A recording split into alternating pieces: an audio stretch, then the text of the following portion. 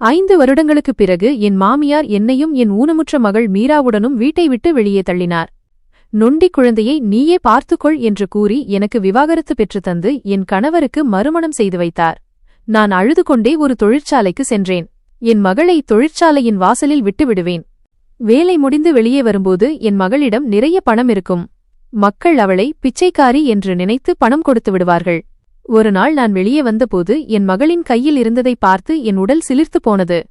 என் பெயர் ரீனா. இன்றும் ஒரு சாதாரண நாளாகவே இருந்தது. காலையிலிருந்தே என் மாமியாரின் மனநிலை சரியில்லை என்று தோன்றியது. ஒவ்வொரு விஷயத்திற்கும் அவர் என்னிடம் சண்டையிட்டுக் கொண்டிருந்தார். நான் அவருடைய எல்லா வேலைகளையும் செய்து முடித்திருந்தேன். ஆனாலும் அவர் என்னை திட்டி தீர்த்தார். மேலும் ஊனமுற்ற குழந்தையை பெற்றெடுத்ததற்காகவும் குத்தி காட்டினார். திடீரென்று இன்று இவருக்கு என்ன ஆனது என்று எனக்கு புரியவில்லை.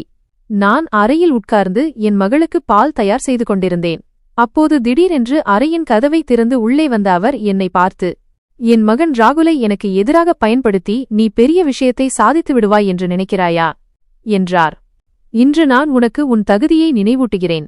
இந்த வீட்டிற்கு உன்னை கொண்டு வந்தவள் நான்தான். இன்று 5 வருடங்களுக்குப் பிறகு உன்னை வெளியேற்றப் போவதும் நான்தான் என்றார். அவர் சொன்னதைக் கேட்டு நான் உடனே, ஏன் அம்மா, என்ன நடந்தது? நான் ராகுலிடம் எதுவும் சொல்லவில்லையே என்றேன். அதற்கு அவர் உடனே, ராகுல் மிகவும் வேதனையில் இருக்கிறான். உன் குழந்தையை நான் நொண்டி என்று சொன்னால் உன் மகள் நொண்டிதானே? அதனால்தான் சொல்கிறேன், இனி எனக்கு இவளை நொண்டி என்றும் சொல்ல வேண்டாம், உன் ராசியில்லாத முகத்தையும் பார்க்க வேண்டாம். இதை பார்க்கும்போதெல்லாம் எனக்கு வலி ஏற்படுகிறது என்றார். இன்று நான் உன்னை இங்கிருந்து வெளியேற்றியே தீருவேன். எல்லாவற்றையும் முடித்து விடுவேன் என்றார்.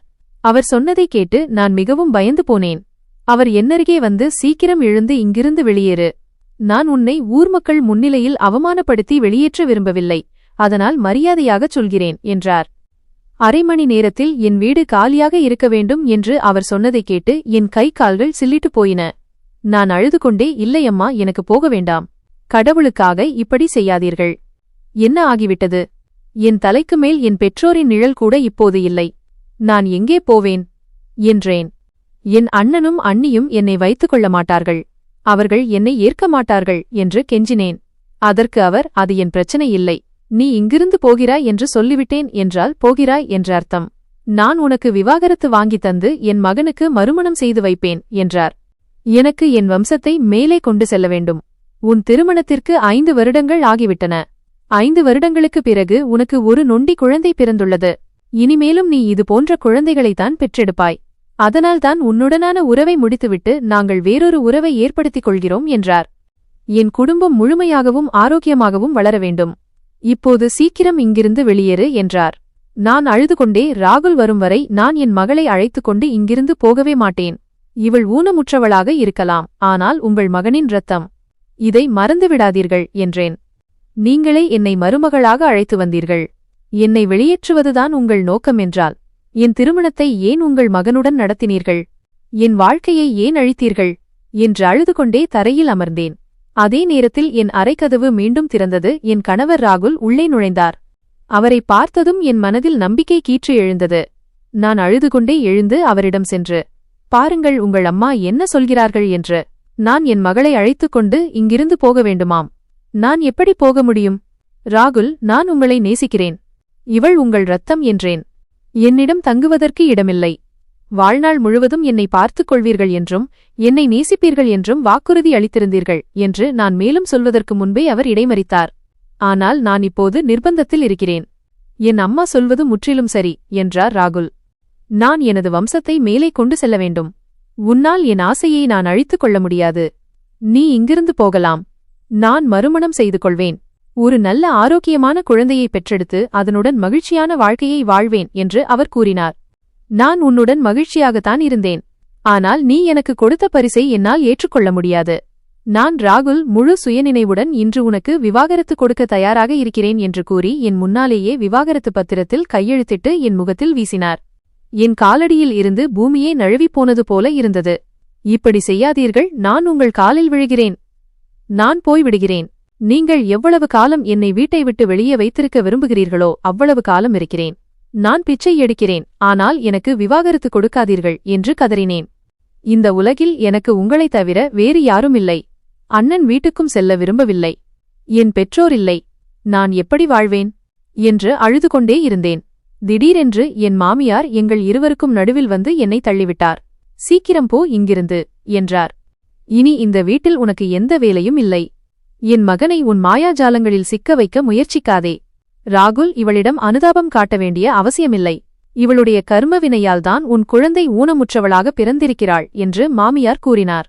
நான் இவளிடம் எவ்வளவோ சொன்னேன். படிக்கட்டுகளில் ஏறாதே, ஏறினால் கவனமாக ஏறு என்று. வாசனை திரவியம் போடாதே, அலங்காரம் செய்யாதே என்றேன். ஆனால் உன் மனைவி என் பேச்சை கேட்கவே இல்லை. பெரியவர்கள் சொல்வதை கேட்பது இவளுக்கு பிடிக்கவில்லை என்று அடுக்கிக் கொண்டே போனார். அதனால் இப்போது நீயும் இவள் பேச்சை கேட்காதே. இவள் உறவு வைத்துக் கொள்ள தகுதியானவள் இல்லை என்றார். என் கணவர் லேசாக தலையசைத்துவிட்டு என்னை பார்த்து, அம்மா சொல்வது முற்றிலும் சரி. நீ கர்ப்பமாக இருந்தபோது செய்த தவறுகள் எனக்கும் நினைவிருக்கிறது என்றார். என் நண்பரின் அம்மாவும் என்னிடம் இதைத்தான் சொன்னார்கள், உன் மனைவி கவனமாக இருக்கவில்லை என்று. அவள் கொஞ்சம் கவனமாக இருந்திருந்தால் இன்று உன் மகள் ஆரோக்கியமாக இருந்திருப்பாள். எனக்கு ஆண் பெண் என்று எந்த வித்தியாசமும் இல்லை. கடவுள் எனக்கு 7 பெண் குழந்தைகளை கொடுத்தாலும் நான் வளர்ப்பேன் என்றார். ஆனால் எனக்கு எல்லோரும் ஆரோக்கியமாக இருக்க வேண்டும்.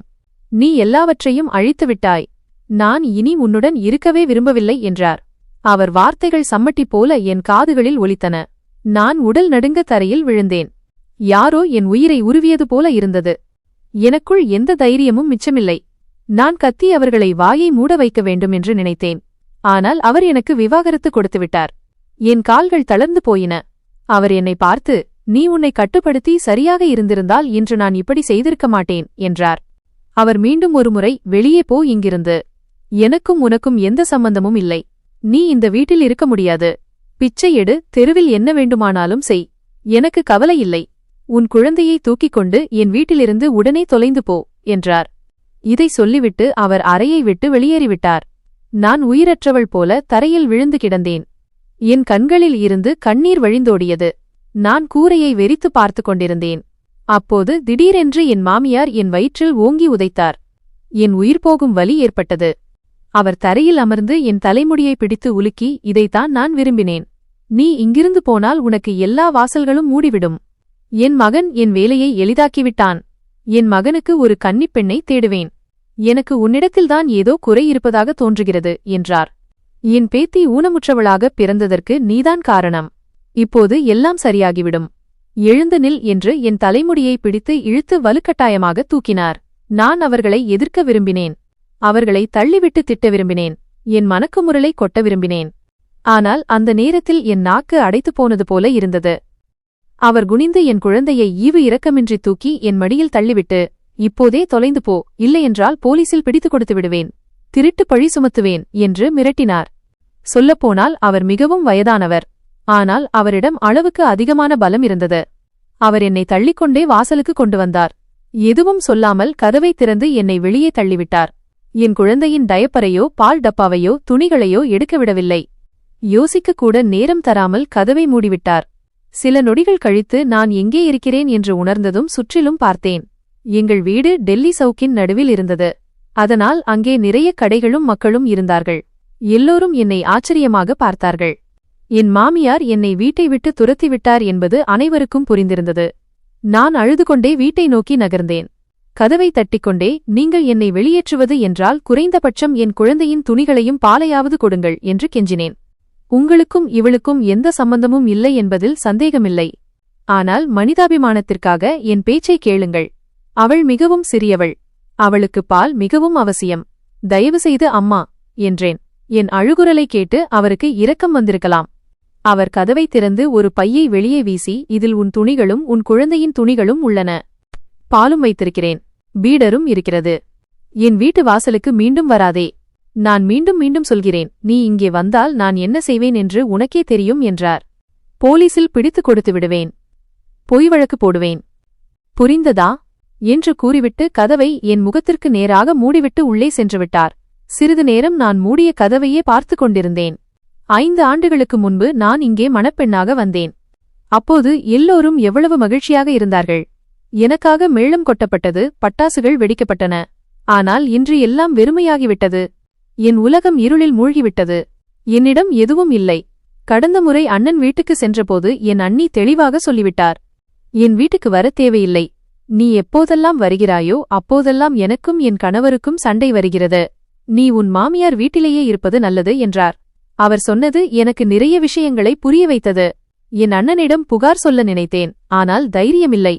அதனால் நான் அமைதியாக சாலையை நோக்கி நடந்தேன். எங்கே போவது, எந்த பக்கம் போவது என்று தெரியவில்லை. ஆனால் அந்த இடத்தை விட்டு வெகுதூரம் செல்ல விரும்பினேன்.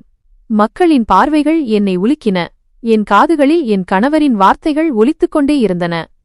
நான் உனக்கு விவாகரத்து கொடுக்க விரும்புகிறேன் என்ற வார்த்தைகள் ஒரு பெண்ணுக்கு மிக வேதனையானவை. அவளது வாழ்க்கை முழுவதும் கணவனைச் சுற்றியே சுழல்கிறது. கணவனே இப்படி ஆகிவிட்டால் அவள் உடைந்து போவாள். இன்று என் நிலையும் எதுவும் மிச்சமில்லாத ஒரு மனிதனைப் போல இருந்தது. நான் உயிருடன் இருந்தேன், ஆனால் உயிருள்ள பிணமாக மாறிவிட்டேன். நடந்து நடந்து என் கால்கள் வலிக்கத் தொடங்கின. என் குழந்தையும் மிகவும் சோர்ந்து போயிருந்தாள். அதனால் நான் ஓரிடத்தில் அமர்ந்து சாலையில் செல்லும் வண்டிகளை அமைதியாக பார்க்கத் தொடங்கினேன். இதுதான் என் வாழ்க்கையா? பெற்றோர்கள் ஏன் இவ்வளவு சீக்கிரம் உலகை விட்டு செல்கிறார்கள்? ஏன் நல்ல வாழ்க்கை துணையை தேடித் தருவதில்லை? தங்கள் மகள்களுக்கு ஏன் இவ்வளவு அநீதி இழைக்கிறார்கள்? இதை நினைத்தாலே எனக்கு அழுகை வந்தது. தலை குனிந்து தேம்பி தேம்பி அழுது கொண்டிருந்தேன். நான் அழுது சிறிது நேரம் ஆகியிருக்கும். திடீரென்று எனக்கு பின்னால் யாரோ வருவது போல உணர்ந்தேன். திரும்பி பார்த்தபோது ஒரு பக்கீர் நின்று கொண்டிருந்தார். வெள்ளை நிற ஆடை அணிந்திருந்தார். அதில் ஆங்காங்கே ஒட்டுப்போடப்பட்டிருந்தது. மிகவும் அழுக்காகவும் இருந்தது. கையில் ஒரு கிண்ணம் இருந்தது. அதிலிருந்து புகை வந்து கொண்டிருந்தது. நான் ஏதோ யோசித்து என் குழந்தையின் பாக்கெட்டை துழாவினேன். காலையில் சாமான் வாங்கியதில் மீதமிருந்த 10 ரூபாய் நோட்டு கையில் கிடைத்தது. நான் உடனே எழுந்து அந்த பணத்தை அவர் கிண்ணத்தில் போட்டேன். திடீரென்று அவர் என்னை பார்த்து, இந்த பணத்தை நீயே வைத்துக்கொள். இது உனக்கு தேவைப்படும். உனக்கு என்ன நடந்தது என்று எனக்கு தெரியும் மகளே. ஆனால் கடவுளிடம் நம்பிக்கை இழக்காதே. அவர் உன் கஷ்டத்தை எளிதாக்குவார் என்று சொல்லி வானத்தை பார்த்தார். சூரியன் சுட்டெரித்துக் கொண்டிருந்தது. நான் உடனே இல்லை, உங்களுக்கு தெரியாது எனக்கு என்ன நடந்தது என்று. என்னை வீட்டை விட்டு மட்டும் துரத்தவில்லை என்று நான் என் பேச்சை முடிப்பதற்குள் அவர் இடைமறித்தார். உன் கணவன் உன்னை விட்டுவிட்டான் என்றார். உன் மகள் நொண்டி என்பதால் உன் மாமியார் உன்னையும் உன் மகளையும் ஏற்றுக்கொள்ளவில்லை. ஒன்று நினைவில் கொள், இந்த உலகம் மிகவும் கொடூரமானது. இங்கே கண்ணுக்கு தெரியும் எல்லா மனிதர்களும் நல்லவர்கள் இல்லை. யார் எந்த ரூபத்தில் இருக்கிறார்கள் என்று நமக்கு தெரியாது என்றார். உன்னை பாதுகாத்துக்கொள். முன்னால் உனக்கு நிறைய கஷ்டங்கள் வரும். உன் வாழ்க்கையில் பல கட்டங்கள் வரும். ஆனால் நினைவில் கொள், உன் வாழ்க்கையில் இணைய முயற்சிக்கும் யாரையும் மறுக்காதே. உன் வாழ்க்கை பாதை சரியாக தெரிகிறது. இப்போது நீ வலதுபுறம் செல் என்றார். அங்கே நிறைய தொழிற்சாலைகள் உள்ளன. யாராவது உனக்கு வேலை கொடுத்து தங்கையிடமும் கொடுப்பார்கள் என்று கூறி கிண்ணத்திலிருந்த என் 10 ரூபாய் நோட்டை எடுத்து என்னிடம் நீட்டினார். நான் மறுத்து தலையசைத்து, தெரியவில்லை, ஆனால் உங்களுடன் பேசியது எனக்கு சிறிது தைரியத்தை கொடுத்திருக்கிறது என்றேன். நீங்கள் காட்டிய வழியில் எனக்கு வேலை கிடைத்தால் வீட்டை விட்டு வெளியேற்றப்பட்ட எனக்கு சொந்த காலில் நிற்க உதவியதாக நினைத்துக் கொள்வேன். இந்த பணத்தை வைத்துக் கொள்ளுங்கள். இது கோடி ரூபாய் அல்ல, ஆனால் நான் மனதார கொடுத்தேன் என்றேன். முடிந்தால் என் மகளுக்காக பிரார்த்தனை செய்யுங்கள். அவளது ஊனம் நீங்க வேண்டும். இவள் ஒரு சிறந்த மனிதராக வளர்ந்து தன் தந்தையின் பெயரை பெருமைப்படுத்த வேண்டும் என்றேன். என் பேச்சைக் கேட்டு அந்த பக்கீர் லேசாக புன்னகைத்தார். என்னை பார்த்து, மகளால் தந்தையை வெறுக்க முடியாது என்றார். நான் தலையசைத்து, எங்களுக்குள் நடக்கும் சண்டை குழந்தைக்காகத்தான். என் மகள் நொண்டி என்பதால் அவருக்கு பிடிக்கவில்லை. ஆனால் மகள்கள் தந்தைக்கு உரியவர்கள். தந்தைதான் அவர்களின் பலமான ஆதாரம். என் வாழ்க்கை எவ்வளவு காலம் என்று தெரியாது என்றேன். ஆனால் நான் இந்த உலகத்தை விட்டு போய்விட்டால் என் கணவர் என் மகளை தெருவில் அலையவிடமாட்டார் என்று நம்புகிறேன். எனக்கு தெரியும், அவர் எனக்கு விவாகரத்து கொடுத்திருந்தாலும் அது எல்லாம் அவர் அம்மாவால்தான் நடந்தது. அவரை எனக்கு நன்றாக தெரியும். அவருக்கு தன் மகள் முக்கியம் என்றேன். என் பேச்சைக் கேட்டு அந்த பக்கீர் மீண்டும் புன்னகைத்தார். முன்னால் வந்து என் தலையில் கை வைத்து மெல்லிய குரலில், உன் பேச்சைக் கேட்டு நிம்மதி கிடைத்தது. ஆனால் நினைவில் கொள், மின்னுவதெல்லாம் பொன்னல்ல. சில விஷயங்கள் உனக்கு சோதனை. ஆனால் நாம் முடிவை பற்றிய கவலையில் சோதனையை தவறவிடுகிறோம் என்றார். கடவுள் உன்னை சரியான பாதையில் நடத்துவார் மகளே. உன் விதியை பிரகாசமாக்கிக்கொள். உன் மகளின் காலுக்கு சிகிச்சை செய். எனக்கு நம்பிக்கை இருக்கிறது, உன் மகள் சரியாகி விடுவாள். குணப்படுத்த முடியாத நோய் அவளுக்கு இல்லை. கடவுள் எல்லாவற்றையும் சரி செய்வார் என்றார். இதை சொல்லிவிட்டு அவர் முன்னால் நடந்து சென்றார். அந்த பக்கீரிடம் நான் இன்னும் பேச விரும்பினேன். என் வாழ்க்கையைப் பற்றி சொல்ல விரும்பினேன். அவர் வாழ்க்கையைப் பற்றி கேட்க விரும்பினேன். ஆனால் அவர் போகும்போது நான் அவரை பின்னாலிருந்து அழைக்கவில்லை. எனக்கு தைரியம் வரவில்லை. ஒரு விசித்திரமான சக்தி என்னை தடுத்து நிறுத்தியது. நான் அவர் முதுகை வெறுமையுடன் பார்த்து கொண்டிருந்தேன். என் கண்களிலிருந்து கண்ணீர் வழிந்தது. நான் அழைக்க விரும்பினேன். ஆனால் என் குரல் தொண்டையிலேயே சிக்கிக் கொண்டது. சிறிது நேரத்தில் அவர் வேறு தெருவில் திரும்பிச் சென்றுவிட்டார். நான் சில நொடிகள் அங்கேயே நின்றுவிட்டு பிறகு குனிந்து என் மகளின் அருகில் அமர்ந்தேன். அவளும் அமைதியாக பார்வையை அங்குமிங்கும் ஓடவிட்டுக் கொண்டிருந்தாள். அவளுக்கு 3 வயதாகிவிட்டது. திருமணத்திற்கு 2 வருடங்களுக்குப் பிறகு கடவுள் எனக்கு குழந்தை பரிசை அளித்தார். ஆனால் அப்போது அவள் ஊனமுற்றவளாக இருப்பாள் என்று எனக்கு தெரியாது. அவள் வளர வளர அவள் நடக்கும் முறையை பார்த்து என் மகளிடம் ஏதோ குறை இருப்பதை எல்லோரும் புரிந்து கொண்டார்கள். நான் அமைதியாக அவளையும் என் பையையும் தூக்கிக் கொண்டு அந்த பெரியவர் சொன்ன திசையில் நடந்தேன். எனக்கு நிம்மதியையும் ஆறுதலையும் கொடுத்த அவர் யார் என்று தெரியவில்லை. கடவுளால் அனுப்பப்பட்ட நல்ல மனிதரா? என்னால் முடிவு செய்ய முடியவில்லை. மெதுவாக நான் அந்த பாதையில் நடக்கத் தொடங்கினேன். ஆனால் என் கால்களில் மேலே செல்ல தெம்பில்லை. நான் என் சாமான்களை கூட எடுத்து வரவில்லை. இல்லையென்றால் நான் சேமித்து வைத்த பணத்தையாவது கொண்டு வந்திருப்பேன். என் கணவர் தன் சம்பளம் முழுவதையும் அவர் அம்மாவின் கையில் கொடுப்பார். நான் ஒருபோதும் அவரிடம் எவ்வளவு சம்பாதிக்கிறீர்கள், உங்களிடம் எவ்வளவு பணம் இருக்கிறது என்று கேட்டதில்லை. அவர் எனக்கு மாதம் 2000 ரூபாய் பாக்கெட் மணி தருவார். அதில் நான் என்ன செய்தாலும் அவர் கேள்வி கேட்க மாட்டார். நான் அந்த 2000 ரூபாயை செலவு செய்யாமல் அலமாரியில் ஒளித்து வைப்பேன். அப்படி சேர்த்து வைத்து கிட்டத்தட்ட 1 லட்சம் ரூபாய் வரை சேமித்திருந்தேன். ஆனால் அந்த பணத்தையும் அங்கேயே விட்டுவிட்டு வந்துவிட்டேன். ஏனென்றால் அதை எடுக்க எனக்கு வாய்ப்பே கிடைக்கவில்லை. அதனால் என்னால் எந்த வண்டியும் பிடிக்க முடியவில்லை. நான் மீண்டும் தரையில் அமர்ந்தேன். அப்போது திடீரென்று ஒரு ரிக்ஷாக்காரர் என்னை கடந்து சென்றார். என்னை பார்த்து, எங்கே போக வேண்டும் சகோதரி? உன்னுடன் குழந்தையும் இருக்கிறது. ரிக்ஷா எடுத்துக்கொள் என்றார். நான் மறுத்து தலையசைத்து ஈரம் கசிந்த குரலில், என்னிடம் பணம் இல்லை. நான் ரிக்ஷா எடுக்க முடியாது அண்ணா, நான் நடந்தே போய்விடுவேன் என்றேன். என் பேச்சை கேட்டு அவர் உடனே, பரவாயில்லை, எங்கே போக வேண்டும் என்று சொல். நீ என் போகும் வழியில் வந்தால் நான் உன்னிடம் பணம் வாங்க மாட்டேன். இலவசமாகவே விட்டுவிடுகிறேன். உன் மகள் மிகவும் அப்பாவியாக இருக்கிறாள். கடவுள் இவள் விதியை நல்லபடியாக மாற்றட்டும் என்றார். அவர் பேச்சைக் கேட்டு நான் உடனே அந்த பக்கீர் சொன்ன வழியை காட்டினேன். அவர் தலைகுனிந்து, தற்போது நான் போகுமிடம் அது இல்லை. ஆனால் உன்னிடம் சொல்லிவிட்டேன், அதனால் ஏறு. நான் உன்னை விட்டுவிடுகிறேன் என்றார்.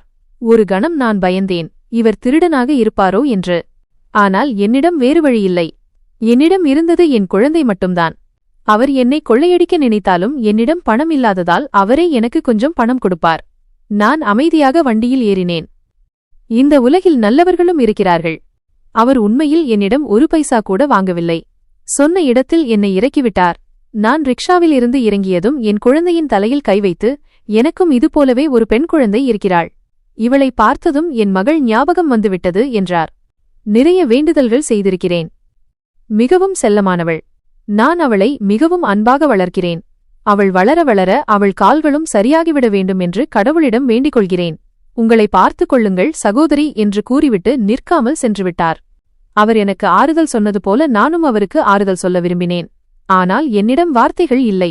இன்று நான் அவ்வளவு வலியிலும் துக்கத்திலும் இருந்தேன். விரும்பினாலும் ஆறுதல் சொல்ல முடியவில்லை. தற்போதைக்கு தலையை உலுக்கிவிட்டு சுற்றிலும் பார்த்தேன். அது ஒரு சாதாரண இடமாக இல்லை. அது ஒரு தொழில்பேட்டை, இண்டஸ்ட்ரியல் ஏரியா. அங்கே பல வகையான தொழிற்சாலைகள் இருந்தன. ஒரு பக்கம் பிஸ்கட் தொழிற்சாலை, மறுபுறம் மசாலா தயாரிக்கும் தொழிற்சாலை. ஒரு பக்கம் துணி தொழிற்சாலை, மறுபுறம் சோப்பு தயாரிக்கும் தொழிற்சாலை இருந்தது. இந்த பக்கமெல்லாம் நான் வந்ததே இல்லை. சொல்லப்போனால் என் மாமியார் எனக்கு நிறைய கட்டுப்பாடுகள் விதித்திருந்தார். அதனால் என் கணவர் என்னை எங்கும் அழைத்துச் செல்ல மாட்டார். நீங்கள் கேட்டது போலவே படிப்பதற்கு எளிதாக இருக்கும் வகையில் ஒவ்வொரு 5 வரிகளுக்குப் பிறகும் இடைவெளி விடப்பட்டுள்ளது. நான் அதிகபட்சம் என் அத்தையின் வீட்டிற்கும் என் அம்மாவின் வீட்டிற்கும் தான் சென்றிருக்கிறேன். அதைத் தவிர அவர் என்னை எங்கும் வெளியே செல்ல அனுமதித்ததே இல்லை. சில சமயங்களில் என் மனம் மிகவும் கவலையாகவும் அமைதியின்றியும் இருக்கும்போது அவர் என்னை அருகிலுள்ள பூங்காவிற்கு அழைத்துச் செல்வார். நான் இதைப் பற்றி யோசித்துக் கொண்டிருந்தபோதே என் கண்கள் கலங்கின. ஒரு கணம் நான் ஆடைத் தொழிற்சாலைக்குச் செல்லலாமா என்று என் மனம் நினைத்தது. ஆனால் என் கால்கள் அங்கேயே நின்றுவிட்டன. பெரிய தொழிற்சாலையில் பெரிய இயந்திரங்கள் இருக்கும். அங்கே வேலை அதிகமாக இருக்கும். எனக்கு சாதாரண தையல் மட்டுமே தெரியும். அதனால் அங்கு செல்வது வீண் என்று தோன்றியது. நான் என் கவனத்தை சோப்பு தயாரிக்கும் தொழிற்சாலையை நோக்கி திருப்பினேன். அங்கே எனக்கு வேலை கிடைக்கலாம் என்ற நம்பிக்கை எனக்கு இருந்தது. அதிகம் இல்லாவிட்டாலும் குறைந்தபட்சம் பேக்கிங் வேலையாவது கிடைக்கும் என்று நினைத்தேன். எனக்கு வாழ்வதற்கு ஒரு வழியும் தங்குவதற்கு ஒரு இடமும் மட்டுமே தேவைப்பட்டது. நான் கடவுளின் பெயரை சொல்லிக்கொண்டே அந்த தொழிற்சாலையை நோக்கி நடந்தேன். ஆனால் அங்கிருந்த காவலாளி என்னை தடுத்து நிறுத்தினான். அவன் என்னை பார்த்து, எங்கே செல்ல வேண்டும்? உள்ளே ரசாயனங்கள், கெமிக்கல்ஸ் உள்ளன. குழந்தையை உள்ளே கொண்டு சென்றால் அவளுக்கு ஆபத்து ஏற்படும் என்றான். நான் உடனே, எனக்கு வேலை வேண்டும், நான் மிகவும் கஷ்டத்தில் இருக்கிறேன். எனக்கு முன்னும் பின்னும் யாருமில்லை. எனக்கு தங்குவதற்கு இடமும் வேண்டும். என் குழந்தையை நான் பாதுகாத்துக் கொள்வேன். என்னை உள்ளே விடுங்கள் என்றேன். அவன் என்னை பார்த்து, தங்குமிடம் இங்கே இருக்கிறது. பல வேலையாட்கள் இங்கே வசிக்கிறார்கள். ஆனால் உங்கள் குழந்தையுடன் உங்களுக்கு வேலை கிடைக்கும் என்று நான் நினைக்கவில்லை. இருந்தாலும் நீங்கள் சென்று பார்க்கலாம். நான் இல்லாமல் உங்களுக்கு தடையாயிருக்க விரும்பவில்லை. நீங்கள் மிகுந்த துயரத்தில் இருப்பதாக தெரிகிறது என்று கூறி கதவை திறந்தான். கடவுளே, எனக்கு உதவுவது போல் இருந்தது. முதலில் அந்த பிச்சைக்காரரை சந்தித்தது, அவர் இந்த இடத்தை பற்றி கூறியது, பிறகு அந்த ரிக்ஷாக்காரரை சந்தித்தது, இப்போது இந்த காவலாளி. உலகில் சில கெட்டவர்கள் இருந்தாலும் சில நல்லவர்களும் இருக்கிறார்கள் என்று எனக்கு மெல்ல மெல்ல நம்பிக்கை வரத் தொடங்கியது. நான் இன்னும் என் விவாகரத்தின் துக்கத்தையே முழுமையாக அனுசரிக்கவில்லை. அதற்குள் வேலை தேடி புறப்பட்டுவிட்டேன். நான் தொழிற்சாலைக்குள் நுழைந்ததும் எங்கும் ஆண்கள் மட்டுமே தென்பட்டனர். நான் என் குழந்தையை மார்போடு அணைத்துக் கொண்டேன். இன்றைய காலத்தில் 6 மாத குழந்தைக்கு கூட பாதுகாப்பு இல்லை. என் குழந்தைக்கு 3 வயது. அவளை பார்ப்பதற்கும் மிகவும் அழகாக இருந்தாள். நான் ஏதாவது சொல்ல நினைத்தபோது திடீரென்று பின்னாலிருந்து யாரோ என்னை கூப்பிட்டார்கள். கேளுங்கள், நீங்கள் ஏன் இங்கு வந்திருக்கிறீர்கள்? ஏதாவது வேலை இருக்கிறதா? நான் திரும்பி பார்த்தபோது எதிரே மிகவும் உயரமான மற்றும் ஆரோக்கியமான ஒரு மனிதர் நின்று கொண்டிருந்தார். அவருடைய ஆடைகளை பார்த்தாலே அவர் இங்கே ஒரு நல்ல பதவியில் இருக்கிறார் என்பது தெளிவாக தெரிந்தது. நான் பயந்த குரலில், நான் மிகவும் கட்டாயமான சூழ்நிலையில் இருக்கிறேன். வேலை செய்ய விரும்புகிறேன். இன்றுதான் எனக்கு விவாகரத்தும் ஆனது. எனக்கு ஆதரவாக யாருமில்லை. எனக்கு என் குழந்தையுடன் தங்க இடமும் வேலையும் வேண்டும். தொழிற்சாலை மிகவும் பெரியது. இங்கே சில பெண்கள் தங்கி வேலை செய்வதாக காவலாளி கூறினார் என்றேன். என் பேச்சை கேட்டு அவர், சரி, உங்களுக்கு வேலை கிடைக்கும். தங்குவதற்கு இடமும் கிடைக்கும். ஆனால் முதலில் சொல்லுங்கள், இதற்கு முன் எங்காவது வேலை செய்திருக்கிறீர்களா? இது என்ன கம்பெனி என்று உங்களுக்கு தெரியுமா என்று கேட்டார். நான் இல்லை என்று தலையசைத்தேன். அவரை பார்த்து, நான் ஒரு குடும்பத் தலைவி. என் வாழ்நாள் முழுவதையும் என் கணவருடன் கழித்தேன். இப்போது கஷ்டகாலம் வந்ததால் வேலை செய்ய வந்துள்ளேன். ஐயா, எனக்கு உதவி செய்யுங்கள் ப்ளீஸ். நான் மிகவும் நிர்கதியாக இருக்கிறேன் என்றேன். என் பேச்சை கேட்டு அந்த மனிதர், என் பெயர் அஜய். நீங்கள் என்னை அஜய் என்றே அழைக்கலாம். சார் என்று அழைக்காதீர்கள். எனக்கு அது பிடிக்கவில்லை. இது ஒரு சோப்பு தொழிற்சாலை. இங்கே சோப்பு தயாரிக்கப்பட்டு பேக் செய்யப்பட்டு பின்னர் விற்பனைக்கு அனுப்பப்படுகிறது. இப்போது சொல்லுங்கள், இது சம்பந்தமாக உங்களுக்கு ஏதாவது வேலை தெரியுமா என்றார். நான் மீண்டும் இல்லை என்று தலையசைத்தேன். எனக்கு கற்றுக் கொடுத்தால் பேக்கிங் வேலை செய்வேன். எனக்கு சோப்பு செய்யத் தெரியாது. ஆனால் யாராவது செய்வதை பார்த்தால் சீக்கிரம் கற்றுக்கொள்வேன். நான் வேலையை சிறப்பாக செய்ய என் முழு முயற்சியையும் கொடுப்பேன். எனக்கு சமையலும் தெரியும். கேண்டீன் வேலை கொடுத்தாலும் நான் செய்வேன் என்றேன். அவர், சரி, இங்கே கேண்டீன் வேலை இல்லை. ஆனால் நீங்கள் பேக்கிங் வேலை செய்யலாம். அது உங்களுக்கு கிடைக்கும். ஆனால் சம்பளம் குறைவாக இருக்கும். தங்குமிடமும் கிடைக்கும். சம்மதமா என்று கேட்டார். நான் உடனே, ஆம், எனக்கு சம்மதம். நான் உங்களுக்கு மிகவும் நன்றியுள்ளவளாக இருப்பேன் என்றேன். அவர், சரி, என்னுடன் வாருங்கள். நான் வேலையை விளக்குகிறேன். ஆனால் உங்கள் மகளை உள்ளே அழைத்துச் செல்ல அனுமதி இல்லை. ஏனென்றால் உள்ளே ரசாயன வேலை நடக்கிறது. அது குழந்தைகளுக்கு நல்லதல்ல. உங்கள் மகள் மாற்றுத்திறனாளியாகவும் இருப்பதால் கவனமாக இருக்க வேண்டும் என்றார். அவர் சொன்னதைக் கேட்டு நான் சிறிது நேரம் கவலையோடு நின்றேன். பிறகு, சரி, நான் என் மகளை வெளியே உட்கார வைத்துவிட்டு வருகிறேன். நீங்கள் அதுவரை எனக்காக காத்திருங்கள் என்றேன். அவர் தலையசைத்துவிட்டு ஒரு நாற்காலியில் அமர்ந்தார். நான் உடனே வெளியே வந்தேன். காவலாளி இன்னும் அதே இடத்தில் அமர்ந்திருந்தான். நான் அவனிடம், நான் என் மகளை உன்னிடம் உட்கார வைக்கலாமா என்று கேட்டேன். அவர்கள் எனக்கு வேலை தருகிறார்கள். ஆனால் குழந்தையை உள்ளே கொண்டு செல்ல அனுமதி இல்லை என்றேன். அவன், பார், நான் எந்த குழந்தைக்கும் பொறுப்பேற்க முடியாது. ஆனால் நீ இவளை இங்கே உட்கார வைக்க விரும்பினால் வை. ஆனால் நான் அவளை கவனித்துக் கொள்ள மாட்டேன். அவளுக்கு ஏதாவது நடந்தால் அது என் பொறுப்பு இல்லை என்று கண்டிப்பாக சொன்னான். நான் எதுவும் சொல்லாமல் என் மகளை ஒரு சிறிய கல்லில் அமர வைத்து அன்பாக, என் செல்லமே, உன் அம்மா இன்னும் சிறிது நேரத்தில் வந்துவிடுவேன். அழாதே, நம்மிடம் தங்க வேறு இடமில்லை. நீ பொறுத்துக் கொள்ள வேண்டும் என்றேன். அவள் தனது மழலை மொழியில், நான் இங்கே தனியாக எப்படி இருப்பேன்? நீங்கள் போகாதீர்கள் அம்மா என்றாள். நான் அவள் தலைமுடியை வருடி கால்களை மூடிவிட்டு நெற்றியில் முத்தமிட்டு, நான் போக வேண்டும். நீ சிறிது நேரம் காத்திரு என்று கூறிவிட்டு உள்ளே சென்றேன். என் மகள் அழும் சத்தம் எனக்கு கேட்டது.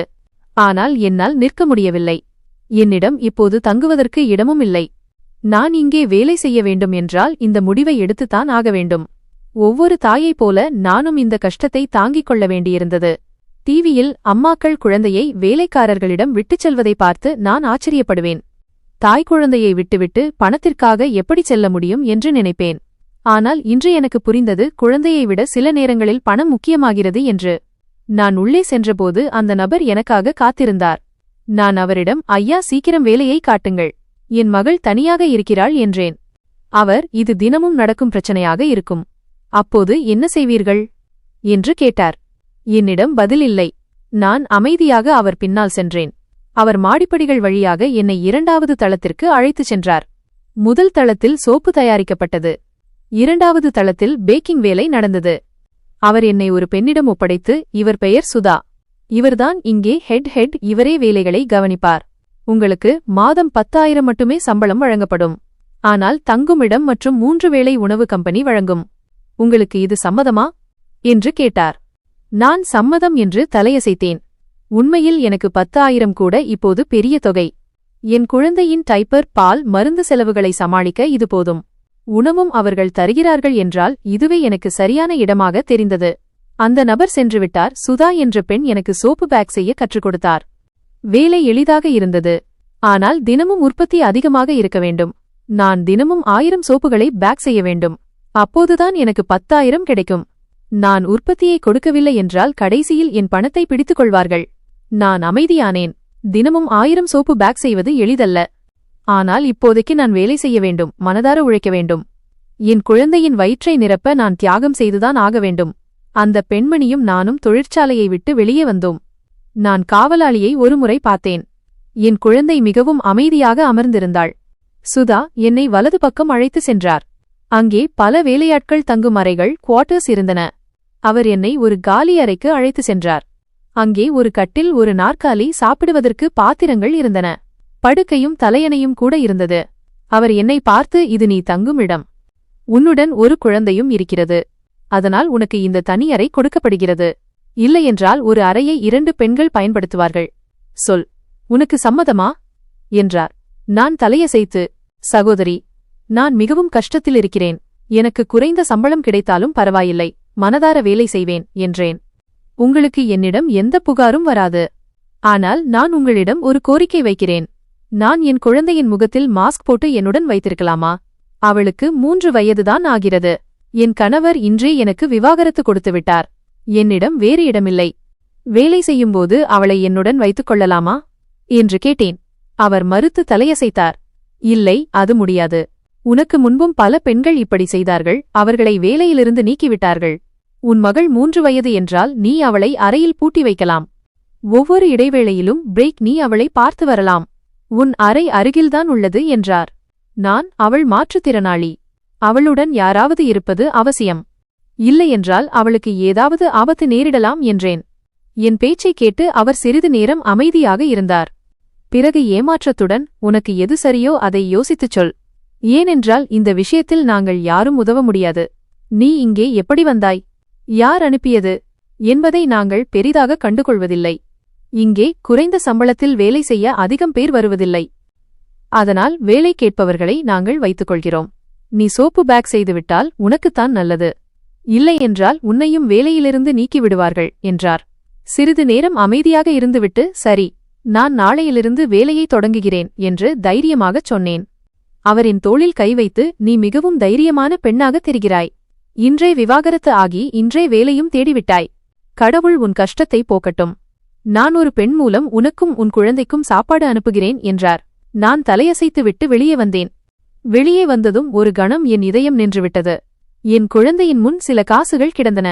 நான் ஏதாவது சொல்ல நினைப்பதற்குள் காவலாளி, அவர்கள் தானாக வைத்துவிட்டு போனார்கள். உன் மகள் பிச்சைக்காரி என்று நினைத்துவிட்டார்கள். தவறாக நினைக்காதே, நான் யாரையும் தடுக்கவில்லை. தற்சமயம் உனக்கு இந்த பொருட்களின் தேவை இருக்கிறது என்றான். நான் என் மகளை தூக்கிக் கொண்டு அந்த பணத்தை கண்டுகொள்ளாமல் உள்ளே செல்லத் தொடங்கினேன். அப்போது அவன், இதை உள்ளே எடுத்துச் செல், விட்டுச் செல்லாதே, இது உன் மகளுக்கு கிடைத்தது, இல்லையென்றால் நான் உன்மேல் புகார் கொடுப்பேன் என்றான். அந்த மனிதனின் பேச்சைக் கேட்டு நான் சிறிது பயந்துவிட்டேன். ஆனால் குனிந்து பணத்தை எடுத்துக்கொண்டேன். அது சுமார் 500 ரூபாய் இருக்கும். இவ்வளவு குறைந்த நேரத்தில் யார் இவ்வளவு பணம் வைத்துவிட்டு போனார்கள் என்று ஆச்சரியமாக இருந்தது. நான் என் மகளை தூக்கிக் கொண்டு அறைக்கு வந்தேன். நேரம் மெதுவாக கடந்து கொண்டிருந்தது. என் வாழ்க்கை ஒரு புதிய தொடக்கமாக இருந்தது. நான் என் மகளை நன்றாக பார்த்து கொள்ள விரும்பினேன். ஆனால் நான் என்ன செய்வது? எனக்கு வேலை செய்யவும் வேண்டும், என் மகளுக்காக உழைக்கவும் வேண்டும். நான் மிகவும் கடினமாக உழைக்கத் தொடங்கினேன். சுதா என்ற அந்த பெண் எனக்கு மிகவும் உறுதுணையாக இருந்தார். உன் கணவர் உனக்கு நல்லவராக அமையவில்லை, அவன் குடும்பம் உன் வாழ்க்கையை அழித்தது. நீ அவனைப் பற்றி நினைக்காதே என்று எனக்கு ஆறுதல் கூறினார். ஆனால் நான் உங்கள் வார்த்தையில் உண்மை இருக்கிறது, ஆனால் என் மனம் ஏற்கவில்லை என்றேன். நான் தினமும் என் மகளை அந்த கல்லில் அமர வைத்துவிட்டு உள்ளே செல்வேன். என் மனம் மிகவும் துடிக்கும். ஆனால் என்ன செய்வது? அந்த காவலாளியின் மேல் எனக்கு ஒரு நம்பிக்கை இருந்தது. அவன் என் மகளுக்கு தீங்கு வரவிடமாட்டான் என்று. அவனிடம் பெரிய துப்பாக்கி இருந்தது. யாராவது என் குழந்தையிடம் தவறாக நடக்க முயன்றால் அவன் தடுப்பான்.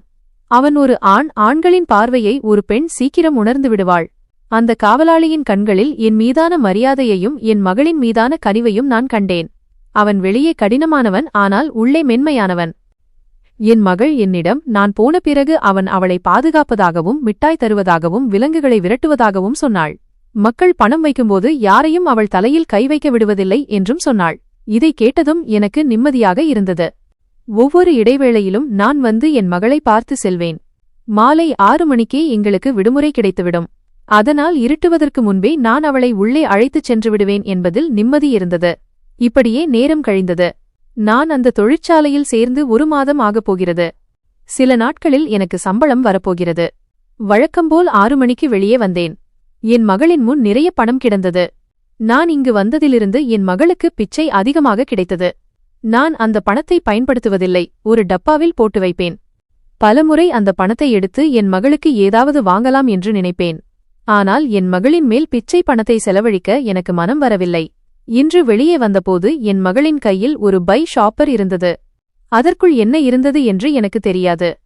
நான் என் மகளை தூக்கிக் கொண்டு பணத்தையும் அந்த பையையும் எடுத்துக்கொண்டு அதை வீசி எறிய நினைத்தேன். ஆனால் பைக்குள் பார்த்ததும் ஒரு கணம் என் மூச்சு நின்றது. நான் அமைதியாக அவளை அறைக்கு அழைத்து வந்தேன். அந்த பையை திறந்தேன். அதில் ஒரு கடிதம் மற்றும் ராகுலின் புகைப்படம் இருந்தது. கடிதத்தில் எழுதியிருந்தது, இதை படிக்கும்போது உனக்கு கோபம் வரும் என்று எனக்கு தெரியும். என் கையெழுத்தை வைத்து நீ என்னை கண்டுபிடித்திருப்பாய். இருந்தாலும் நான் அறிமுகம் செய்கிறேன். உன் கணவன் இல்லை, பெயரளவிலான கணவன். என் அறிமுகத்தை எப்படி சொல்வது என்று தெரியவில்லை. ஆனால் நான் நம் குழந்தையின் அப்பா. இப்போது ஏன் எனக்கு உன் ஞாபகம் வந்தது என்று நீ யோசிக்கலாம். எந்த குழந்தையை நானும் என் அம்மாவும் நொண்டிக் குழந்தை என்று சொல்லி வீட்டை விட்டு துரத்தினோமோ அவள் போன பிறகு என் வீடு இருண்டுவிட்டது. என் அம்மாவின் கால் உடைந்து விட்டது. தற்செயலாக என் கால்களும் உடைந்துவிட்டன. இன்று என் மகளை தொழிற்சாலைக்கு வெளியே இப்படி அமர்ந்திருப்பதை பார்த்தபோது என் இதயம் வெடித்துவிட்டது. ஆனால் காவலாளி நீ உள்ளே வேலை செய்வதாகவும் ரசாயனம் காரணமாக குழந்தையை உள்ளே கொண்டு செல்ல முடியாது என்றும் சொன்னார். நான் மிகவும் வெட்கப்படுகிறேன். வேலை செய்ய எதுவும் இல்லை. பல நாட்கள் வீட்டில் பட்டினி. நான் தான் சம்பாதித்தேன். ஆனால் கால் உடைந்ததிலிருந்து என்னால் சம்பாதிக்க முடியவில்லை. அம்மாவின் நிலைமை மிகவும் மோசம். அவர்களுக்கு சிகிச்சை தேவை. ஆனால் எங்களிடம் எதுவும் இல்லை. நான் உன்னிடம் பிச்சை கேட்கவில்லை, பணம் தா என்றும் கெஞ்சவில்லை. என்னை மன்னித்துவிடு என்று மட்டும் கேட்கிறேன். நாங்கள் உனக்குச் செய்த கொடுமைக்கு ஒரே மாதத்தில் தண்டனை கிடைத்துவிட்டது. நீ வீட்டுக்கு வா என்று சொல்லும் தகுதி எனக்கு இல்லை, ஏனென்றால் நான் உனக்கு விவாகரத்து கொடுத்துவிட்டேன். இருந்தாலும் நீ திரும்பி வா. என்னுடன் உறவு வைத்துக் கொள்ள வேண்டாம். ஆனால் என் மகளின் தாயாக எங்கள் வீட்டில் இரு. ப்ளீஸ். அந்த கடிதத்தை படித்ததும் நான் அதை கிழித்தேன். கடிதத்தை கிழித்து ஒரு ஓரத்தில் போட்டேன். இதயம் ஆழமாக அதிர்ந்தது. ஆனால் கண்களிலிருந்து ஒரு சொட்டு கண்ணீர் கூட வரவில்லை. கண்ணீர் கூட இப்போது களைத்துவிட்டது போல் இருந்தது. நான் என் குழந்தையின் அருகில் அமர்ந்து அவள் மூச்சுக்காற்றை கேட்டுக்கொண்டிருந்தேன். இரவு நீண்டதாக இருந்தது. வெளியே லேசான காற்று வீசியது. தூரத்தில் இயந்திரங்களின் சத்தம் கேட்டது. ஆனால் எனக்குள் எல்லாம் அமைதியாக இருந்தது. நான் வானத்தை பார்த்து எனக்குள்ளே சொல்லிக் கொண்டேன், இனி போதும். யாருடைய ஆதரவும் வேண்டாம். இனி நான் என் சொந்த காலில் நிற்பேன். இதை எப்படி செய்வேன் என்று தெரியவில்லை. ஆனால் எனக்கும் என் மகளுக்கும் இனி யாருடைய கருணையும் தேவையில்லை என்பது மட்டும் உறுதி. மறுநாள் காலை சீக்கிரம் எழுந்து என் மகளை தூக்கிக் கொண்டேன். அவள் முகம் இப்போது கொஞ்சம் தெளிவாக தெரிந்தது. அவளுக்கு பாலும் பிரட்டும் கொடுத்துவிட்டு, என் செல்லமே, இனி நாம் இருவரும் நம் சொந்த தைரியத்தில் வாழ வேண்டும் என்றேன். அவள் மெதுவாகச் சிரித்தாள். அந்தச் சிரிப்பில் எனக்கு தைரியம் கிடைத்தது. தொழிற்சாலையில் தினமும் அதே வேலை. சோப்பு பேக் செய்வது, எண்ணுவது, பெட்டியில் வைப்பது. ஆரம்பத்தில் என் கைகள் வலித்தன, விரல்கள் வீங்கின. ஆனால் நான் யாரிடமும் எதுவும் சொல்லவில்லை. மெதுவாக சுதா அக்காவுக்கு என்மேல் நம்பிக்கை வந்தது. நீ மற்ற பெண்களை விட வித்தியாசமானவள் என்றார். உனக்குள் ஏதோ சிறப்பு இருக்கிறது என்றார். நான் புன்னகைத்தேன். ஒவ்வொரு மாலையும் வேலை முடிந்ததும் ஓடி சென்று பார்ப்பேன். நான் அவளை எங்கே விட்டேனோ அதே கல்லில் என் மகள் அமர்ந்திருப்பாள். இப்போது காவலாளி அவளிடம் பேசத் தொடங்கியிருந்தார். மிட்டாய், தண்ணீர் பாட்டில் கொடுப்பார். சில நேரங்களில் இந்த உலகம் நான் நினைத்த அளவு மோசமானது இல்லை என்று தோன்றும். நாட்கள் கடந்தன.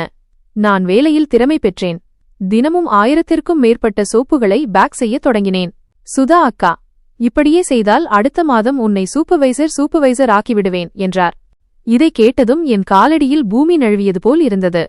விவாகரத்து ஆன ஒரு பெண்ணுக்கு சூப்பர்வைசர் ஆகும் வாய்ப்பா? என் கண்கள் நனைந்தன. ஆனால் இம்முறை அது ஆனந்த கண்ணீர். நேரம் இப்படியே கழிந்தது. என் மகளும் இப்போது கொஞ்சம் விவரம் தெரிந்தவளாக மாறினாள். காலை அவளை விடும்போது அவள் அழுவதில்லை. உடைந்த பொம்மைகளை வைத்து விளையாடுவாள், மண்ணில் எதையாவது செய்வாள். இடைவேளையில் வந்து அவளுக்கு முத்தமிட்டுவிட்டு செல்வேன். ஒருநாள் மதியம் தொழிற்சாலையில் திடீரென பயங்கர சத்தம் கேட்டது. எல்லோரும் பயந்தார்கள். தூரத்தில் புகை வந்தது. ரசாயன பிரிவில் தீப்பிடித்துவிட்டது. எல்லோரும் வெளியே ஓடினார்கள். ஆனால் உள்ளே சிலர் சிக்கிக் கொண்டார்கள். சுதா அக்கா, யாராவது உள்ளே சென்று காப்பாற்றுங்கள் என்று கத்தினார். எல்லோரும் பின்வாங்கினர். ஆனால் நான் உள்ளே ஓடினேன். புகையால் எதுவும் தெரியவில்லை. கண்கள் எரிந்தன. ஆனால் நான் எப்படியோ அந்த 2 பெண்களையும் வெளியே இழுத்து வந்தேன். என் ஆடைகள் எரிந்தன, கைகளில் கொப்புளங்கள் ஏற்பட்டன. இருந்தாலும் மனதில் ஒரு நிம்மதி இருந்தது. நான் உயிர்களை காப்பாற்றினேன். மறுநாள் நான் கண் விழித்தபோது தொழிற்சாலையின் சிறிய மருத்துவ அறையில் இருந்தேன். சுதா அக்கா அருகில் அமர்ந்திருந்தார். அவர், அஜய் சார் உன்னை பார்க்க வந்திருந்தார். உன் தைரியத்தை பார்த்து எல்லோரும் வியந்துவிட்டார்கள். இனிமேல் நீதான் இந்த தொழிற்சாலையின் சூப்பர்வைசர் என்றார். என்னால் எதுவும் பேச முடியவில்லை. மேலே பார்த்து கண்களை மூடினேன். ஒருவேளை கடவுள் இன்னும் என் மீது கருணையோடுதான் இருக்கிறார். சாம்பலிலிருந்து எழுந்த பீனிக்ஸ். இப்போது என் வாழ்க்கை மாறத் தொடங்கியது. எனக்கு மாதம் 15,000 ரூபாய் சம்பளம் கிடைக்கத் தொடங்கியது. நான் தொழிற்சாலையில் உள்ள மற்ற பெண்களுக்கு வேலையில் எப்படி சுத்தமாகவும் கவனமாகவும் இருக்க வேண்டும் என்று கற்றுக் கொடுக்க ஆரம்பித்தேன். என் மகளுக்காக நான் ஒரு சிறிய கட்டிலை வாங்கினேன். அதனால் அவள் வசதியாக தூங்க முடியும். அவள் இப்போது நடக்க முயற்சித்துக் கொண்டிருந்தாள். அவளுடைய அந்த சின்ன சின்ன காலடி தடங்களை பார்க்கும்போது என் மனம் நெகிழ்ந்துவிடும். நான் அவளிடம், ஒரு நாள் உன் அம்மாவும் பெரிய ஆளாக மாறுவாள் பார் என்று சொன்னேன். அவள் சிரித்துக்கொண்டே, நீங்கள் ஏற்கனவே எனக்கு எல்லாமே அம்மா என்றாள். அவளுடைய அந்த வார்த்தைகளைக் கேட்டு என் கண்களிலிருந்து கண்ணீர் வழிந்தது. நாட்கள் கடந்தன. இப்போது தொழிற்சாலையில் எல்லோரும் என்னை ரீனா மேடம் என்று மரியாதையாக அழைத்தார்கள். இரவில் எல்லோரும் தூங்கிய பிறகு நான் என் மகளின் அருகில் அமர்வேன். அவள் தலையை வருடிக்கொண்டே என் மனதிற்குள் ஒரு விஷயத்தை சொல்லிக் கொள்வேன். நான் எந்த நாளில் உடைந்தேனோ அன்றுதான் இறைவன் எனக்கு புதிதாக உருவாகும் வாய்ப்பை கொடுத்தார். காலம் கடந்து கொண்டிருந்தது. ஒரு காலத்தில் என் நரம்புகளில் விஷம் போல ஓடிய அந்த வலி இப்போது மெல்ல மெல்ல என் பலமாக மாறியிருந்தது. நான் என்னை சமாளித்துக் கொண்டேன். இப்போது எனக்கு யாருடைய ஆதரவும் தேவையில்லை. சில மாதங்கள் இப்படியே கடந்தன. இப்போது வாழ்க்கை மீண்டும் ஒரு நேர்கோட்டுக்கு வந்தது போல் இருந்தது. ஒவ்வொரு காலையும் நான் என் குழந்தையின் முகத்தை பார்த்து, இன்றைய நாள் என்னுடையது. இனி பயமில்லை, இனி வெட்கமில்லை, இனி முன்னேறிச் செல்ல வேண்டும் என்று எனக்குள்ளேயே சொல்லிக்கொள்வேன். என் மகளுக்கு மீரா என்று பெயரிட்டேன். அந்த பெயரை கேட்கும்போதே அவள் ஒரு ஒளித்துண்டு போல தோன்றினாள். நான் அவளை அழைக்கும்போதெல்லாம் என் மனதில் ஒரு விவரிக்க முடியாத அமைதி நிலவும். ஒருநாள் அஜய் சார் தொழிற்சாலைக்கு வந்தார். அவர் என்னை அலுவலகத்திற்கு அழைத்தார். ரீனா, நீ இந்த இடத்தின் தோற்றத்தையே மாற்றிவிட்டாய். இப்போது இங்குள்ள ஒவ்வொரு பெண்ணும் உன்னை ஒரு முன்மாதிரியாக பார்க்கிறார்கள். நான் விரும்பினால் உன்னை தலைமை மேற்பார்வையாளராக ஹெட் சூப்பர்வைசர் ஆக்க முடியும். ஆனால் அதற்கு நீ கொஞ்சம் பயிற்சி எடுக்க வேண்டும் என்றார். பயிற்சி புனேவில் இருக்கும் என்றும் அது 3 மாதங்கள் நடக்கும் என்றும் அவர் கூறினார். அங்கிருந்து திரும்பிய பிறகு எனக்கு பெரிய பதவி கிடைக்கும் என்றார். முதலில் மீராவை விட்டுவிட்டு எப்படி செல்வது என்று நான் பயந்தேன். ஆனால் அவளுக்கு ஒரு நல்ல எதிர்காலத்தை உருவாக்க வேண்டும் என்றால் இதுதான் சரியான நேரம் என்று நினைத்தேன். நான் சம்மதித்தேன். அன்று இரவு எனக்கு தூக்கமே வரவில்லை. மீராவை மடியில் வைத்துக்கொண்டு வெகுநேரம் யோசித்துக் கொண்டிருந்தேன். அவள் என் மடியில் நிம்மதியாக தூங்கிக் கொண்டிருந்தாள். அவளுடைய மூச்சுக்காற்று மிகவும் மென்மையாக இருந்தது. யாரோ காதில், அம்மா போங்கள், எனக்கு உங்கள் மீது நம்பிக்கை இருக்கிறது என்று கிசுகிசுப்பது போல இருந்தது. அடுத்த நாள் நான் சுதா அக்காவிடம் பேசினேன். கவலைப்படாதே, நான் உன் குழந்தையை பார்த்துக் கொள்கிறேன். நாம் எல்லோரும் சேர்ந்து அவளை பார்த்துக் கொள்வோம் என்று அவர் தைரியம் கூறினார். பிறகு நான் பயிற்சிக்காக புனே கிளம்பினேன். அது ஒரு பெரிய நகரம். அங்கே எனக்கு யாரையும் தெரியாது. ஆரம்பத்தில் மிகவும் கஷ்டமாக இருந்தது. எல்லோரும் ஆங்கிலத்தில் பேசினார்கள். நான் அமைதியாக இருப்பேன். ஆனால் ஒவ்வொரு நாளும் நான் பயப்படக்கூடாது என்று எனக்குள்ளேயே சொல்லிக்கொள்வேன். மெல்ல மெல்ல நான் எல்லாவற்றையும் புரிந்து கொள்ள ஆரம்பித்தேன். இயந்திரங்களின் மாதிரிகள், அறிக்கை தயாரிப்பது, கூட்டங்களில் பேசுவது என எல்லாவற்றையும் கற்றுக்கொண்டேன். எல்லாவற்றிற்கும் மேலாக என் சொந்த குரலை கேட்க கற்றுக்கொண்டேன். 3 மாதங்களுக்குப் பிறகு நான் திரும்பியபோது தொழிற்சாலையின் சூழலே முற்றிலும் மாறியிருந்தது. என்னை பார்த்ததும் எல்லோரும் மகிழ்ச்சியடைந்தார்கள். சுதா அக்கா ஓடி வந்து என்னை கட்டிப்பிடித்துக் கொண்டார். மீரா என்னை நோக்கி ஓடி வந்தாள். அவள் என்னை இறுக்கிக் கட்டிக்கொண்டு, அம்மா, நீங்கள் ஏன் போனீர்கள் என்று கேட்டாள். நான் அவள் தலையை வருடிக்கொண்டே, இனி நான் எப்போதும் போகமாட்டேன் என்றேன். இனி நாம் இருவரும் சேர்ந்து நிறைய சாதிப்போம் என்றேன். அடுத்த நாள் அஜய் சார் எல்லா ஊழியர்களின் முன்னிலையிலும் என் பெயரை அழைத்து, இனிமேல் ரீனாதான் இந்த தொழிற்சாலையின் தலைமை மேற்பார்வையாளர் என்று அறிவித்தார். எல்லோரும் கைதட்டினார்கள். ஆனால் என் காதுகளில் மீராவின் சிரிப்பு சத்தம் மட்டுமே ஒலித்துக் கொண்டிருந்தது. அவள் எனக்காக பிரார்த்தனை செய்தது போல இருந்தது. நாட்கள் கடந்தன. இப்போது நான் வேலை செய்வது மட்டுமல்லாமல் மற்ற பெண்களுக்கும் எப்படி தங்கள் சொந்த காலில் நிற்பது என்று கற்றுக் கொடுத்தேன். யாராவது ஒரு பெண் அழுது கொண்டு வந்தால் நான் அவளை என் அருகில் அமர வைத்து, நீ தனியாக இல்லை. நான் வந்தபோது என்னிடமும் ஒன்றுமில்லை, வெறும் தைரியம் மட்டும்தான் இருந்தது. இன்று பார், எல்லாம் இருக்கிறது, உன்னாலும் முடியும் என்று சொல்வேன். அந்த பெண்கள் என்னை பார்த்து தலையசைப்பார்கள். என் வார்த்தைகளில் அவர்கள் தங்கள் சொந்த நிழலை கண்டிருக்கலாம். மாலையில் நான் மீராவுடன் தொழிற்சாலைக்கு அருகிலுள்ள பூங்காவிற்குச் செல்வேன். அவள் ஊஞ்சல் ஆடுவதை நான் பார்த்துக் கொண்டிருப்பேன். ஒருநாள் அவள் என்னிடம் வந்து, அம்மா, உங்களுக்கு களைப்பாக இல்லையா என்று கேட்டாள். நான் சிரித்துக்கொண்டே, இல்லை, உன்னைப் போன்ற ஒரு குழந்தைக்காக வாழும்போது களைப்பு கூட சுகமாகிவிடும் என்றேன். சில நாட்களுக்குப் பிறகு எங்கள் நிறுவனம் மும்பையில் உள்ள ஒரு பெரிய தொழிற்சாலையுடன் இணையப் போவதாகவும் முழு தொழிற்சாலையையும் கையாளக்கூடிய ஒரு நம்பிக்கையான மேலாளர் தேவை என்றும் அஜய் சார் கூறினார். ரீனா, நீ விரும்பினால் இந்த வாய்ப்பு உன்னுடையது என்றார். நான் சில நொடிகள் யோசித்துவிட்டு, ஆம், நான் தயார் என்றேன். ஆனால் அதற்கு நீ மீராவை பள்ளியில் சேர்க்க வேண்டும், அப்போதுதான் அவளும் அங்கே படிக்க முடியும் என்றார். இதை கேட்டதும் என் மனதில் ஒரு இனம் புரியாத மகிழ்ச்சி ஏற்பட்டது. நான் உடனே மீராவை பள்ளியில் சேர்த்தேன். அவள் மிகவும் மகிழ்ச்சியாக இருந்தாள். புதிய சீருடை அணிந்து, அம்மா, நான் டாக்டர் ஆவேன், அப்போதுதான் யாருடைய கண்களிலும் கண்ணீர் வராது என்றாள். நான் அவளை கட்டிப்பிடித்து, நீ கண்டிப்பாக ஆவாய், ஏனென்றால் உனக்குள் என்னைவிட அதிக தைரியம் இருக்கிறது என்றேன். மும்பையில் இப்போது எல்லாம் புதிதாக இருந்தது. புதிய சாலைகள், புதிய மனிதர்கள் மற்றும் புதிய சவால்கள். ஆனால் இம்முறை நான் பயப்படவில்லை. ஒரு காலத்தில் பயத்தின் நிழலில் வாழ்ந்த அந்த ரீனா நான் இல்லை என்பது எனக்கு தெரியும். இப்போது நான் வலியை தைரியமாக மாற்றிய பெண்ணாக இருந்தேன். மீரா காலையில் பள்ளிக்கு செல்வாள். மாலையில் நான் அவளை என் அலுவலகத்திற்கு அருகிலுள்ள பூங்காவிற்கு அழைத்துச் செல்வேன். அங்கே அவள் பூக்களை பறித்து என்னிடம் கொடுத்து, இது உங்களுக்கு அம்மா, ஏனென்றால் நீங்கள்தான் சிறந்தவர் என்பாள். அவளுடைய அந்த சின்ன சின்ன வார்த்தைகள் எனக்கு எந்த பரிசையும் விட பெரியதாக இருந்தன.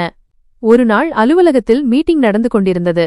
அப்போது அஜய் சார், நமது நிறுவனம் இனி பெண்களுக்கான சிறப்பு பட்டறையை ஒர்க் ஷாப் தொடங்கும், அதன் பொறுப்பை ரீனா ஏற்க வேண்டும் என்றார். அவரின் பெயரை சொன்னதும் எல்லோரும் கைதட்டினார்கள். நான் மேலே பார்த்து என்னை உடைந்து விழச் செய்து பிறகு மீண்டும் எழுந்து நிற்க வைத்த அந்த இறைவனுக்கு மனதிற்குள் நன்றி சொன்னேன். இப்போது வாழ்க்கையில் அமைதி இருந்தது. மீரா வளர்ந்து கொண்டிருந்தாள். பள்ளியில் முதல் மாணவியாக வந்தாள். ஒருநாள் அவள் என்னிடம், அம்மா, நான் அப்பாவை பற்றி கேட்கலாமா என்று கேட்டாள். நான் அவள் கண்களை பார்த்து, மகளே, சில மனிதர்கள் நம்முடன் இருப்பதில்லை, ஆனால் அவர்கள் நம்மை வலிமையாக்கிவிட்டுச் செல்கிறார்கள் என்றேன். அவள் அமைதியாக என் கையை பிடித்துக்கொண்டு, அப்படியானால் அப்பாவுக்கு நன்றி, அவர் உங்களை இவ்வளவு தைரியசாலியாக மாற்றியிருக்கிறார் என்றாள். நான் அவளை கட்டிப்பிடித்து அழுதுவிட்டேன். இந்த முறை வந்த அழுகை வலிக்காக அல்ல, நிம்மதிக்காக வந்தது. காலம் கடந்தது. இப்போது நான் நிறுவனத்தின் பிராந்திய மேலாளராக ரீஜனல் மேனேஜர் ஆகிவிட்டேன். வாடகைக்கு இருந்த என் சிறிய வீடு இப்போது என் சொந்த உழைப்பில் வாங்கிய வீடாக மாறியிருந்தது. மீராவின் அறைச்சுவரில் நான் அவளுடைய சிரிக்கும் புகைப்படத்தை மாட்டினேன். ஒரு மூலையில் ஒரு காலத்தில் என் பலவீனமாக இருந்த அந்த பழைய கடிதத்தை வைத்திருந்தேன். இப்போது அந்த கடிதம் என் வலிமைக்கான சான்றாக இருந்தது. நான் அதை பார்க்கும்போதெல்லாம், அந்த நாள் வராமல் இருந்திருந்தால் நான் இந்த ரீனாவாக மாறியிருக்க மாட்டேன் என்று எனக்கு நானே சொல்லிக் கொள்வேன். இரவில் எல்லோரும் தூங்கிய பிறகு நான் பால்கனியில் அமர்வேன். காற்று என் கூந்தலோடு விளையாடும். மனதில் அதே பழைய குரல் ஒலிக்கும், இனி யாருடைய ஆதரவும் தேவையில்லை. எனக்கு நானே ஆறுதல் சொல்லிக் கொண்டேன், இனி எனக்கு யாரிடமும் பயமில்லை என்று. என் மகள், என் அடையாளம், என் உலகம் மற்றும் என் நம்பிக்கை. ஒரு பெண் தான் தோற்றுவிட்டதாக ஒப்புக்கொள்ளும் வரை அவள் முழுமையற்றவள் அல்ல என்பதை நான் இப்போது உணர்ந்து கொண்டேன். நான் தோல்வியை ஒப்புக்கொள்வதை வெகு காலத்திற்கு முன்பே நிறுத்திவிட்டேன். வாழ்க்கை என்னை பலமுறை உடைத்தது. ஆனால் ஒவ்வொரு முறையும் நான் என்னை மீண்டும் இணைத்துக் கொண்டேன். முன்பு யாராவது எனக்கு துணையாக இருந்தால் நான் சமாளித்து விடுவேன் என்று நினைத்தேன். ஆனால் இப்போதுதான் புரிகிறது, ஒரு மனிதன் தனக்குத்தானே துணையாக நிற்கும் வரை வேறு எந்த துணையும் நிலைப்பதில்லை. வலி மிக ஆழமாகச் செல்லும்போது அது பலவீனமல்ல, வலிமையாக மாறுகிறது என்பதை நான் கற்றுக்கொண்டேன். அதை உணர தைரியம் மட்டுமே தேவை. யாரோ என்னை விட்டு சென்றபோது வாழ்க்கை முடிந்துவிட்டதாக நினைத்தேன். ஆனால் உண்மையில் அங்கிருந்துதான் என் வாழ்க்கை தொடங்கியது. இப்போது நான் கண்ணாடியில் என்னை பார்க்கும்போது பயமில்லை, ஏனென்றால் இப்போது நான் யாரையும் சார்ந்திருக்கும் பரிதாபமான பெண் அல்ல, எனக்கென ஒரு அடையாளத்தை கொண்ட பெண். விதிதான் எல்லாவற்றையும் தீர்மானிக்கிறது என்று மக்கள் சொல்கிறார்கள்.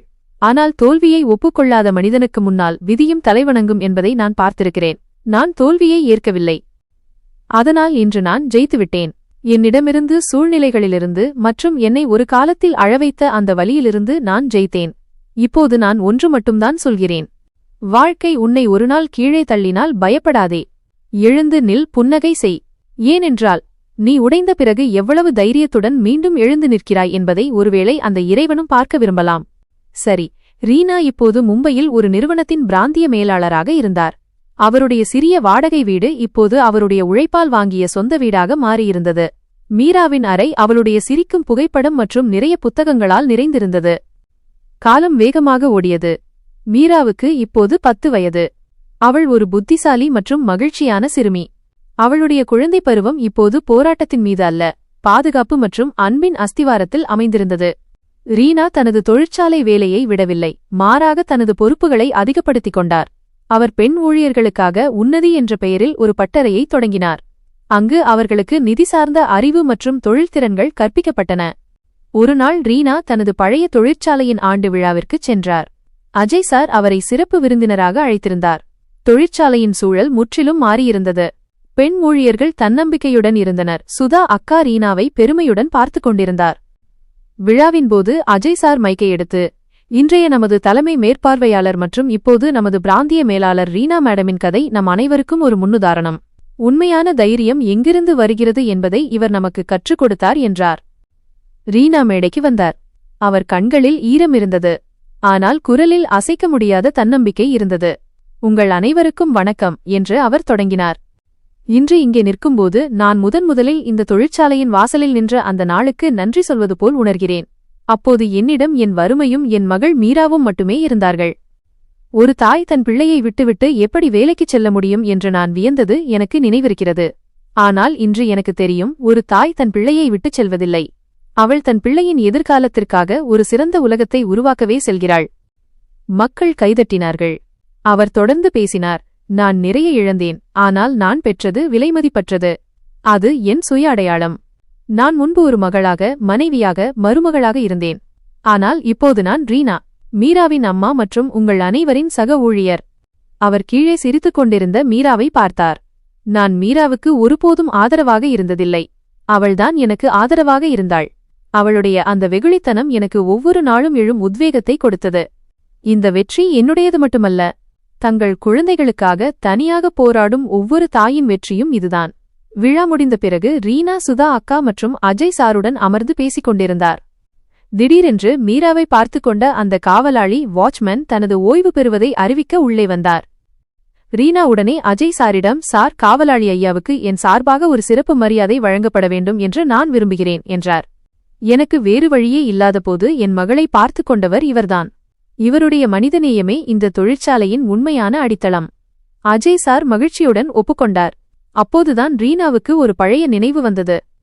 அவர் தனது அலுவலகத்திற்கு வந்து மூலையில் வைக்கப்பட்டிருந்த ராகுல் எழுதிய அந்த பழைய கிழிந்த கடிதத்தை பார்த்தார். இப்போது இந்த உறவை என்றென்றும் முடிவுக்கு கொண்டுவர வேண்டும் என்று அவர் நினைத்தார். வெறுப்புடன் அல்ல, அமைதியாக. அடுத்த நாள் அவர் தன் மகளை அழைத்துக் கொண்டு அந்த பழைய நகரத்திற்குச் சென்றார். அங்கேதான் அவருடைய முன்னாள் கணவர் வசித்து வந்தார். ராகுலின் வீட்டு வாசலை அடைந்தபோது கடிதத்தில் எழுதியிருந்தது போலவே எல்லாம் இருந்தது. ராகுல் ஊன்றுகோல் உதவியுடன் நின்று கொண்டிருந்தார். அவருடைய அம்மா படுக்கையில் படுத்திருந்தார். அவர்களை பார்த்ததும் ராகுலின் கண்கள் கலங்கின. ரீனா, நீ என்று அவரால் பேசவே முடியவில்லை. நான் வெறுக்கவோ அல்லது புகார் சொல்லவோ இங்கு வரவில்லை ராகுல், ரீனா அமைதியான குரலில் கூறினார். நான் உன்னுடனான என் உறவை இங்கேயே முடித்துக் கொள்ள வந்திருக்கிறேன். மீராவை நான் தனியாகவே வளர்ப்பேன். எனக்கு உன்னிடமிருந்து எந்த உதவியும் தேவையில்லை. ஆனால் உன் அம்மாவின் சிகிச்சைக்காக நான் கொஞ்சம் பணம் விட்டு செல்கிறேன். நீ செய்ததற்கான தண்டனையை நீ ஏற்கனவே அனுபவித்து விட்டாய். இனி உன் வாழ்க்கையை சரி செய்து கொள். ராகுலால் இவ்வளவுதான் சொல்ல முடிந்தது. என்னை மன்னித்துவிடு ரீனா. நீ உண்மையிலேயே ஒரு சிறந்த பெண். ரீனா சொன்னார், நான் சிறந்தவள் இல்லை. நான் என் மகளுக்காக வாழ வேண்டிய ஒரு தாய், அவ்வளவுதான். அவர் மீராவை பார்த்தார். அவள் ராகுலின் அம்மாவின் அருகில் சென்று அவர் கையைத் தொட்டாள். ரீனா அந்த பணத்தை அங்கே வைத்துவிட்டு திரும்பி வந்தார். இம்முறை அவர் மனதில் எந்த பாரமும் இல்லை. அவர் உண்மையில் சுதந்திரமாக இருந்தார். அவர் தனது வாழ்க்கையை உருவாக்கியது மட்டுமல்லாமல் உடைந்த ஒரு மனிதனுக்கும் உதவினார். அவர் அவருக்கு வலி தந்தவராக இருந்தாலும் சரி. மும்பை திரும்பிய ரீனா தனது வாழ்க்கையை புதியதாக தொடங்கினார். அவர் தனித்து வாழும் தாய்மார்களுக்காக சிங்கிள் மதர்ஸ் ஒரு நிறுவனத்தை தொடங்கினார். அங்கு அவர் அவர்களுக்கு சட்ட மற்றும் உணர்வு ரீதியான உதவிகளை வழங்கினார்.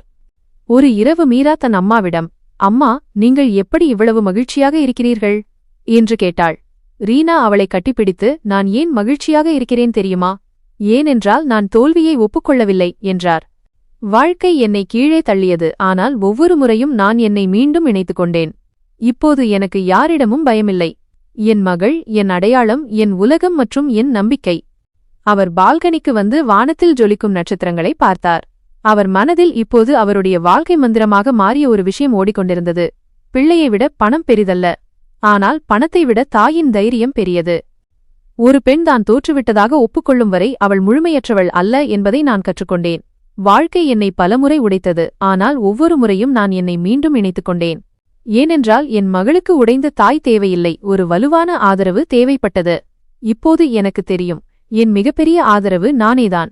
ரீனா சிரித்துக்கொண்டே சொன்னார், மீரா, தோல்வியை ஒப்புக்கொள்ளாத மனிதனுக்கு முன்னால் விதியும் தலைவணங்கும். நீ தோல்வியை ஏற்கவில்லை. அதனால்தான் இன்று நீ ஜெயித்துவிட்டாய். இப்படியாக ஒரு குடும்பப் பெண்ணாக தொடங்கிய ரீனாவின் பயணம் ஒரு வெற்றிகரமான மற்றும் ஊக்கமளிக்கும் பிராந்திய மேலாளராக உயர்ந்தது. அவர் தனது வாழ்க்கையை மாற்றியது மட்டுமல்லாமல் ஆயிரக்கணக்கான பெண்களுக்கு தங்கள் மீது நம்பிக்கை வைக்க கற்றுக் கொடுத்தார். இந்த கதை நமக்கு சொல்வது என்னவென்றால், உண்மையான வலிமை நமக்குள்ளேயே இருக்கிறது. வாழ்க்கை நம்மை அதிகமாக உடைக்கும்போதுதான் அங்கிருந்து நமது மிகப்பெரிய வலிமை பிறக்கிறது. ஒவ்வொரு முடிவும் ஒரு புதிய ஆரம்பம். விவாகரத்து, பொருளாதார நெருக்கடி அல்லது தனிமை என்பது ஒரு பெண்ணின் கதையின் முடிவு அல்ல. அது தன்னிறைவு மற்றும் அதிகாரமளித்தலின் புதிய தொடக்கமாக இருக்கலாம். தாய்மைதான் மிகப்பெரிய உத்வேகம். ஒரு தாய் தன் குழந்தைக்காக மேற்கொள்ளும் போராட்டம் உலகின் எந்த சவாலையும் எதிர்கொள்ளும் தைரியத்தை அவளுக்கு அளிக்கிறது. மன்னிப்பு என்பது விடுதலை. வெறுப்பு அல்லது பழிவாங்கும் உணர்வை வைத்துக் கொள்வதற்கு பதிலாக முன்னோக்கிச் செல்வதும் மன்னிப்பதும் தான் உண்மையான சுதந்திரம். நண்பர்களே, இந்த கதை முற்றிலும் கற்பனையானது. எந்தவொரு நபர், நிறுவனம் அல்லது சமூகத்தின் உணர்வுகளையும் புண்படுத்துவது இதன் நோக்கமல்ல. இதில் காட்டப்பட்டுள்ள கதாபாத்திரங்கள், சம்பவங்கள் மற்றும் சூழ்நிலைகள் சமூகத்திற்கு கருத்து சொல்வதற்காக மட்டுமே. பொய்க் குற்றச்சாட்டுகளும் தவறான புரிதல்களும் ஒருவரின் வாழ்க்கையை எப்படி சீரழிக்கும் என்பதை மக்கள் புரிந்து கொள்ள வேண்டும். தயவுசெய்து இந்த கதையை ஒரு சமூக மற்றும் உணர்ச்சிகரமான பாடமாக பாருங்கள். சரி நண்பர்களே, எங்களின் இன்றைய இந்த கதை உங்களுக்கு எப்படி இருந்தது என்பதை கமெண்ட் செய்து சொல்லுங்கள். இதுபோன்ற கதைகளை கேட்க எங்கள் சேனலை சப்ஸ்கிரைப் செய்யுங்கள். இந்த கதைக்கு ஒரு லைக் கொடுங்கள், அப்படியே எல்லோருக்கும் பகிருங்கள். முக்கியமாக நண்பர்களே, நீங்கள் இந்த கதையை எந்த ஊரிலிருந்து கேட்கிறீர்கள் என்பதையும் கமெண்டில் உங்கள் ஊர் பெயருடன் கண்டிப்பாக குறிப்பிடுங்கள். நன்றி.